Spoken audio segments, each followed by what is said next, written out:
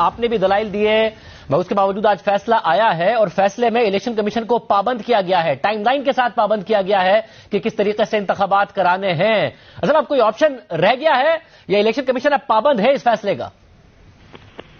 اگر election commission اس بارے میں رائے لے گا تو میں ان کو یہی کہوں گا کہ بالکل الیکشن کمیشن پابند نہیں ہے۔ یہ فیصلہ جو ہے صریحاً آئین کے خلاف ہے، کیونکہ انہی ججز نے تو کہا تھا، کبھی کہتے تھے کہ گورنر ڈیٹ دے گا، کبھی کہتے تھے کہ پریزیڈنٹ دے گا، اور جب میں اپیئر ہوا ان کے سامنے اور میں نے ان کو جب سارا سمجھایا کہ پریزیڈنٹ کہاں ڈیٹ دیتا ہے اور گورنر کہاں ڈیٹ اپوائنٹ کرتا ہے، اور پھر میں نے ان کو بتایا کہ آپ کے فیصلے میں خاص طور پہ پنجاب کی نسبت سے تو وہ والے شکیں اٹریکٹ ہی نہیں ہوتی جس میں کہ کہا جائے کہ گورنر نے ڈیٹ اپوائنٹ کرنی ہے یا پریزیڈنٹ نے اپوائنٹ کرنی ہے، اور وہاں پہ میری ایک بھی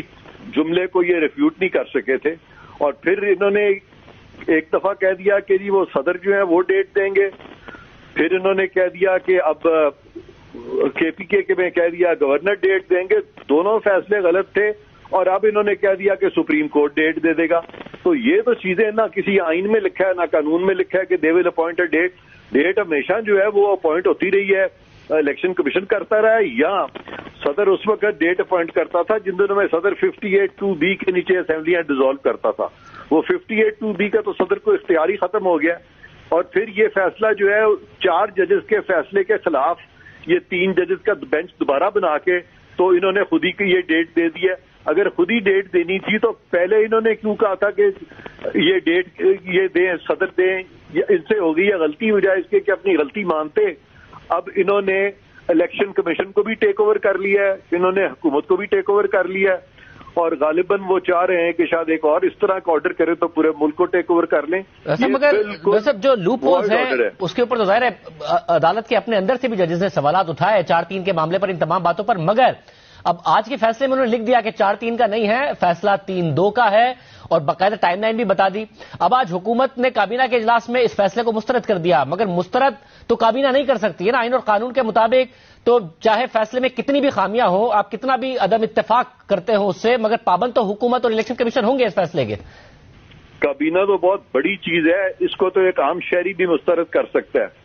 اگر سپریم کورٹ یہ فیصلہ دے دیتی ہے ایک اسٹیچوٹ کی شک پہ کہ چور کو 20 سال سزا دی جائے گی، تو قانون میں تو چور کی سزا جو ہے وہ 7 سال ہے، تو وہ قانون کو دیکھیں گے کہ سپریم کورٹ کو دیکھیں گے، اور یہاں پہ تو آئین کی شکوں کی خلاف ورزی ہوئی ہے، تو اس لیے اس کو مسترد کرنا تو ہم سب کا فرض ہے، ہماری آبلیگیشن ہے۔ مگر مسترد کرتے ہوئے پھر عمل درآمد تو کرنا پڑے گا، کیسے ہوگا پھر؟ حکومت کیا کرے کہ جی مسترد کر دے اور نہیں عمل درآمد کر رہے اور عدالت کنٹیمپٹ کر دے، پھر کیا ہوگا آگے؟ بہت اچھا آپ کا یہ سوال ہے، یہ میں آپ کے پروگرام کی وساطت سے کہہ رہا ہوں کہ ایسے آرڈرز عدالتیں پاس ہی نہیں کرتی جہاں پہ کہ عمل درآمد ہو ہی نہ سکے۔ یہ نہیں جج صاحب نے وہ کیا تھا ایک فیصلہ کالا باغ ڈیم کا، میں نے تب بھی ان کو کہا تھا کہ ایسے فیصلے مت کریں جو کبھی بھی امپلیمنٹ نہیں ہوں گے، وہ آج تک امپلیمنٹ نہیں ہوا، اور جب عدالتیں ایسے فیصلے کرتی ہیں جو کہ امپلیمنٹ نہیں ہو سکتے اس سے عدالتوں کی تضحیق ہوتی ہے۔ اسی لیے اس طرح کے فیصلے جو ہیں عدالتوں سے توقع نہیں کی جاتی کہ وہ ایسے کریں، اور میں آپ کو آج آپ کے پروگرام کی وساطت سے کہتا ہوں کہ یہ فیصلہ 14 مئی کو سوال ہی نہیں پیدا ہوتا کہ الیکشن ہو جائے۔ سب نہیں ہوگا تو پھر کنٹیمپٹ ہو جائے گا، کنٹیمپٹ میں حکومت گھر جا سکتی ہے، پہلے بھی وزیر اعظم گئے ہیں۔ اس میں کوئی کنٹیمپٹ نہیں ہوگا، اس میں بلکہ ان ججز کے خلاف سپریم جوڈیشل کاؤنسل میں پروسیڈنگز بھی ہو سکتی ہیں۔ سب یعنی کہ ریویو بھی نہ کرائے حکومت اور کہتے ہیں مانتے ہی نہیں اور عمل درآمد نہ کرے تو کنٹیمپٹ نہیں ہوگا، الٹا ججز کے خلاف کارروائی ہو سکتی ہے۔ شاہزیب صاحب وائڈ آرڈر جو ہے نا اس کے بارے میں کہا گیا it is to be ignored, جو آرڈر آئین کے سریعاً خلاف ہو it is to be ignored بس۔ مگر یہ فیصلہ بھی سپریم کورٹ میں ہی کوئی ججز کریں گے، کچھ ججز نے کہا 4-3 ہے، اب آج چیف جسٹس کی سربراہی میں 3 رکنی بینچ نے کہہ دیا کہ نہیں جی وہ تو 3-2 تھا، تو کوئی ججز ہی فیصلہ کریں گے یا حکومت ہی فیصلہ کر لے بس اور پھر اگنور کر دے اور الیکشن کمیشن بھی اگنور کر دے؟ میں اس کا جواب یہ دیتا ہوں کہ کل میں نے یہ بات کی تھی چیف جسٹس سے،